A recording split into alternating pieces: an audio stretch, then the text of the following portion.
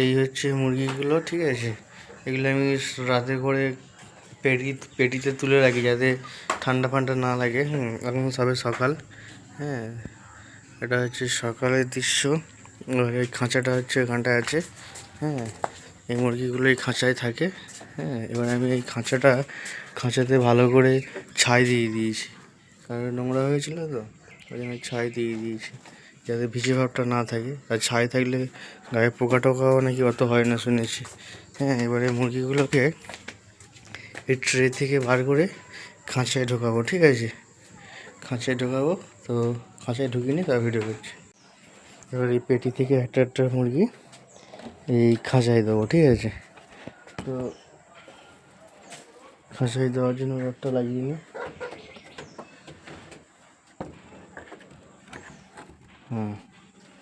রডটা লাগিয়ে যাতে দরজাটা বন্ধ না হয়, একটা একটা করে মুরগি বার করবো। এই একটা মুরগি, এই একটা মুরগি,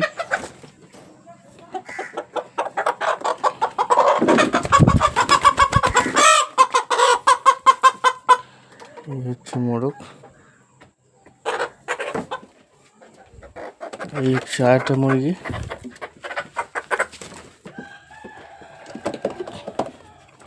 এই মোরগটা কামড়ায়, এই মোরগটা কামড়ায় খুব, এই মোরগটা, এই একটা মুরগি, এই একটা মুরগি। তো সব মুরগি বার করা কমপ্লিট হয়ে গেছে। এবার ছাই দিয়েছি, ছাই খাওয়াই শুরু করে দিয়েছে।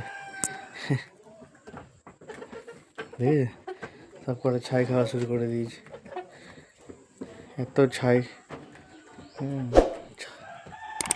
তো দেখা হচ্ছে পরের ভিডিওতে। এখন খাওয়া দিচ্ছি না। একটুখানি চাল আছে, এই চালটা আপাতত দিচ্ছি। আয় আয় আয় আয় আয়, চাল খেতে এত ভালোবাসে এরা, কী বলবো। খাওয়ার একটু বেলায় দেবো। সবাই এখন 8টা, সাড়ে 8টা 15টা বাজে। তো ভিডিওটা সকালে ছাড়তে পারলাম না, এটা সন্ধ্যেবেলা ছাড়বো। ভালো লাগলে সাবস্ক্রাইব করে দিও।